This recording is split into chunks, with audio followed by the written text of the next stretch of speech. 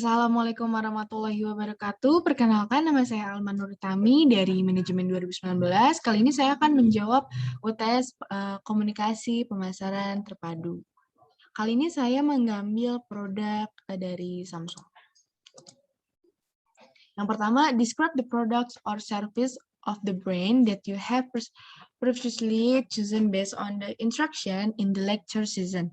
The explanation cover the scope of the products or service offered as well as the target marketing. Nah, Samsung ini merupakan brand luar negeri asal Korea Selatan yang berdiri sejak tahun 1938 yang didirikan oleh Lee Byung-chul yang saat ini dipimpin oleh J.Y. Lee. Nah, sebelum J.Y. Lee, Samsung itu dipimpin oleh anaknya Lee Byung-chul. Nah, Samsung ini merupakan perusahaan perdagangan besar yang menjual berbagai macam produk. Tidak hanya elektronik saja seperti handphone. Samsung juga mengeluarkan seperti tab, seperti TV, AC, kulkas, dan barang-barang elektronikanya.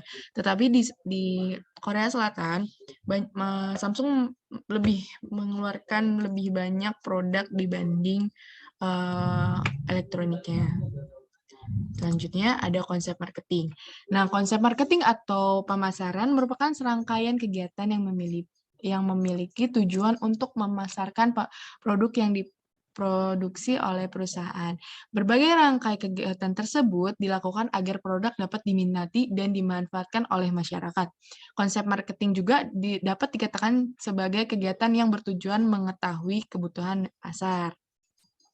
Nah, konsep marketing dibagi ada 5 konsep, yaitu yang pertama konsep produksi. Nah, konsep produksi didasarkan pada pendekatan bahwa perusahaan dapat meningkatkan pasokan karena mengurangi biaya. Selain itu, konsep produsen menyoroti bahwa bisnis dapat menurunkan biaya melalui produksi massal. Jadi, perusahaan produksi barang dalam skala yang besar. Jadi, adanya penurunan biaya produksi per unit, di mana produksi massal dapat menurunkan biaya dan memaksimalkan keuntungan secara keseluruhan. Konsep produksi berorientasi pada operasi. Yang selanjutnya ada konsep produksi, konsep produk. Nah, konsep produk ini bekerja berdasarkan asumsi bahwa pelanggan lebih menyukai produk dengan kualitas dan harga yang lebih tinggi dan ketersediaan tidak mempengaruhi keputusan pembelian mereka. Maka perusahaan mengembangkan produk yang kualitas lebih tinggi yang biasanya harganya lebih mahal. Nah, yang ketiga ada konsep penjualan. Nah, konsep penjualan berfokus pada penjualan produk sebenarnya. Konsep penjualan berfokus untuk membuat setiap kemungkinan penjualan produk terlepas dari kualitas produk atau kebutuhan pelanggan. Nah, yang keempat ada konsep pemasaran. Nah, konsep pemasaran adalah sebuah perusahaan yang percaya pada konsep pemasaran, menempatkan konsumen di pusat tujuan organisasi bisnis. Semua kegiatan diarahkan oleh konsumen. Pengembangan bisnis bertujuan untuk memahami kebutuhan dan keinginan pelanggan. Ini menjalankan strategi pemasaran sesuai dengan riset pasar dari kompensasi produk untuk penjualan. Nah, yang terakhir ada konsep pemasaran masyarakat. Konsep pemasaran masyarakat mengajak pemasar untuk membangun pertimbangan sosial antara etika dan praktik pemasaran mereka. Nah, mereka harus menyeimbangkan kriteria laba perusahaan yang seringkali bertentangan antara kepuasan konsumen dan kepentingan publik. Nah, selanjutnya ada the promotional mix. Yang pertama ada advertising, yang kedua ada direct marketing, yang ketiga digital atau internet marketing, yang keempat sales promotion, yang kelima public relation, dan yang keenam personal selling. Nah, advertising ini adalah bentuk presentasi atau promo barang non jasa atau pribadi yang dibayar oleh sponsor melalui periklanan. Pemasaran mencoba membangun strategi tarik di mana pelanggan dihasut untuk mencoba produk setidaknya sekali. Informasi lengkap beserta grafik menarik dari produk ya atau layanan. Jadi advertising ini kita mempromosikan barang kita melalui orang lain seperti Google atau seperti sosial media, dan biasanya ini ada yang gratis, ada yang bayar. Nah, yang kedua ada direct marketing. Nah, direct marketing dengan tujuan teknologi, perusahaan menjangkau pelanggan secara langsung tanpa perantara atau media berbayar atau apapun. Nah, seperti contohnya itu mereka mengirimkan SMS untuk menyampaikan diskon atau promo, atau email, atau pesan teks. Fax adalah beberapa alat pemasaran langsung. Nah, perusahaan dapat mengirimkan email dan pesan kepada pelanggan jika mereka diberitahu tentang penawaran baru atau skema promosi penjualan. Nah, yang ketiga ada digital atau internet marketing. Nah, digital atau internet marketing ini adalah mempromosikan produk kita melalui media sosial dan semua jangkauan internet. Nah, yang keempat ada sales promotion. Nah, sales promotion ini adalah promosi penjualan adalah intensif jangka pendek yang diberikan kepada pelanggan untuk meningkatkan penjualan selama periode tertentu. Umumnya, skema promosi penjualan ditawarkan pasar melewati festival atau akhir musim seperti diskon, seperti kupon, penawaran, royalty reward, sama giveaway. Nah, biasanya kalau misalkan sebuah perusahaan mengeluarkan seperti ini, biasanya semua pelanggan tertarik untuk mendapatkan sales promotion di setiap event atau musim musim perusahaan. Nah, yang kelima ada public relation. Nah, public relation adalah pemasar mencoba membangun citra yang menguntungkan di pasar hubungan masyarakat umum. Nah, perusahaan melakukan beberapa kampanye hubungan melalui pelanggan, karyawan, pemasok, distributor, dan pemegang saham. Nah, biasanya public relation ini mereka membuat acara seperti kegiatan amal atau seminar atau apapun. Nah, habis itu mereka secara tidak langsung mempromosikan produk yang mereka punya. Nah, yang terakhir ada personal selling.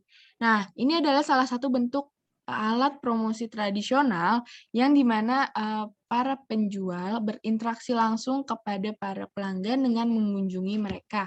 Seperti kita lagi ada di departemen store, terus kita bertanya kepada mbaknya dan mbaknya memberikan saran. Dan kalau dia memberikan saran seperti itu.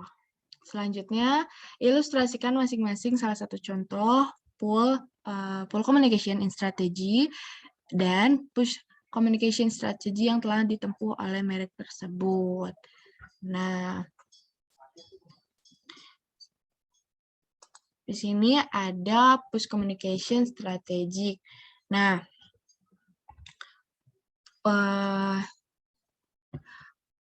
push communication strategic adalah fokus utamanya menggunakan iklan minimal atau tidak sama sekali untuk membawa produk ke pembeli. Strategi ini memperoleh pelanggan melalui penjualan pribadi. Salah satu tempat dapat menjual pemegang dagang di mana produk ditampilkan kepada bisnis yang tertarik. Distributor, mereka mengerjakan produk di mana keahlian mereka. Nah, di sini ada fitur strategik dari push communication strategic. Yaitu yang pertama ada dalam hal kategorisasi produk relatif merek rendah. Yang kedua, dalam situasi dimanapun ada banyak pengganti yang tersedia di pasar. Yang ketiga, produk yang relatif inovasi untuk dipasarkan.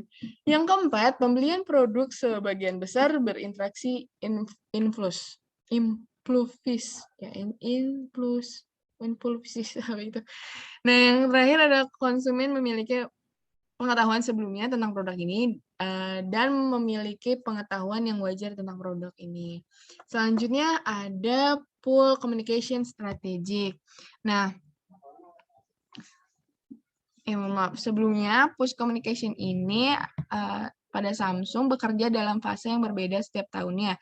Tahun lalu 2012 Samsung memamerkan beberapa produk unggulannya kepada para distributor, tablet Samsung dan S Pen termasuk dalam daftar atas produk yang ingin dibeli oleh para pembisnis. Nah, yang selanjutnya ada pool communication strategic. Nah, pool communication strategic ini adalah menggunakan strategi tarik untuk pemasaran dilakukan untuk menarik pengguna akhir atau pelanggan.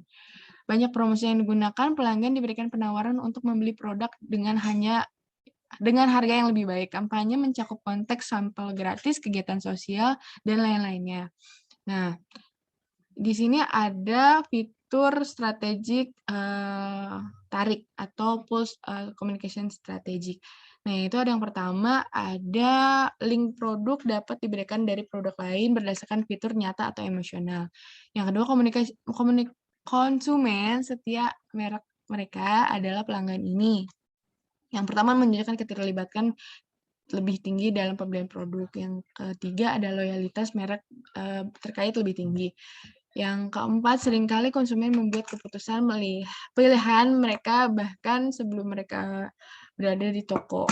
Yang terakhir ada permintaan produk setinggi mungkin. Nah, selanjutnya ajukan satu ide untuk meningkatkan brand equality merek tersebut melalui pendekatan speak for itself, message driven, dan leveraging. Berikan argumentasi mengapa ide-ide tersebut Anda nilai relevan dengan pendekatan yang diwakilinya. Nah, yang pertama ada speak for itself. Speak for itself ini dengan mencoba konsumen mempelajari seberapa baik atau buruk produk dapat memberikan dan menyediakan produk berkualitas. Nah, contohnya Samsung ini sangat bagus dan canggih dan sangat mudah digunakan oleh para konsumen dengan adanya fitur memudahkan semua aktivitas konsumen. Namun menurut saya Samsung di setiap seri berbeda dan beda fasilitasnya. Semakin mahal, semakin bagus desainnya dan semakin bagus handphonenya, semakin mahal produk tersebut. Selanjutnya, ada message driven, yaitu pesan iklan harus kreatif, menarik, dan perhatian, dan dapat dipercaya. Nah, menurut saya, pada iklan Samsung yang dibuat, Samsung sudah sangat bagus dan berkualitas disebabkan iklan mereka berisi informasi yang cukup lengkap dan sangat spesifik untuk pemberitahuan apa saja fitur yang ada di handphone tersebut. Sehingga para konsumen sangat tertarik dan sangat amazed dengan iklan yang mereka buat. Sehingga para konsumen ingin membeli produk tersebut. Nah, yang selanjutnya ada leveraging. Nah, leveraging adalah terhubung dengan merek, tempat, benda, atau orang lain. Nah, di sini ada foto BTS kan. Nah, menurut saya Samsung sudah mencapai penjualan produk yang bisa dibilang amat sangat laris daripada merek-merek lainnya. Sebab sebelum mereka menggunakan teknik ini, leverage atau terhubung dengan merek ada tempat ada orang lain, Samsung sudah hampir menguasai semua pasar elektronik. Apalagi baru-baru ini Samsung bekerja sama dengan BTS menjadi bintang utamanya di seri Galaxy Flip 3. Nah, boyband asal Korea ini sangat naik daun di seluruh dunia dan sangat terkenal. Oleh karena itu, dengan Samsung bekerja sama dengan BTS, membuat Samsung menjadi peringkat teratas produk elektronik untuk saat ini. Sebab semua orang tertarik untuk membeli produk tersebut. Sebab idola mereka berada di produk Samsung. Selanjutnya ada unique selling proposition yang cocok bagi produk atau layanan tersebut. Nah, unique selling proposition atau USD adalah faktor atau pertimbangan dari penjual sebagai alasan bahwa produk dan jasa mereka lebih baik dari kompetitor. USB adalah salah satu hal yang dibuat oleh setiap brand agar produknya terlihat lebih menarik. Nah, setiap konsumen akan membeli suatu tentunya dibandingkan beberapa produk yang lebih terlalu, akhirnya mereka menjatuhkan pilihan. Ada beberapa hal yang dipastikan pertimbangan konsumen sebelumnya memiliki sebuah produk, misalnya harga, keuntungan yang ditawarkan, dan kepopulerannya. Selanjutnya ada ajukanlah suatu kreatif strategik what we stay in USD yang telah Anda deskripsikan. Nah, di sini menurut saya Samsung sebaiknya menciptakan produk yang bisa dipakai oleh orang tua. Maksudnya banyak banget orang-orang lansia, seperti orang tua itu yang tidak terlalu paham dengan teknologi. Sebenarnya mereka paham, cuman mereka tidak terlalu terbiasa. Namun saya menyarankan untuk Samsung menciptakan suatu produk yang canggih tetapi mudah diaplikasikan kepada orang-orang yang lansia. Sebab semakin canggih, semakin orang tua tidak tahu. Jadi suka kasihan ngelihat orang-orang lansia tidak tahu bagaimana caranya untuk mengaplikasikannya. Selanjutnya ini ada poster yang dibikin. Nah, realisasikan kreatif art tersebut dalam suatu draft iklan berbentuk poster yang dapat disebarluaskan melalui media sosial. Jelaskan relasi rancangan poster bentuk tersebut, kreatif strategy yang Anda ajukan. Nah, ini ada contoh poster yang saya buat, yaitu Samsung Galaxy Z76. Itu rancangan poster yang saya buat bertujuan memberikan inovasi serta ide dari Samsung untuk menciptakan produk, gadget, dan smartphone para lansia dan orang tua yang tidak terlalu paham teknologi. Nah, sekian presentasi dari saya. Mohon maaf apabila ada kesalahan. Wassalamualaikum warahmatullahi wabarakatuh. Terima kasih.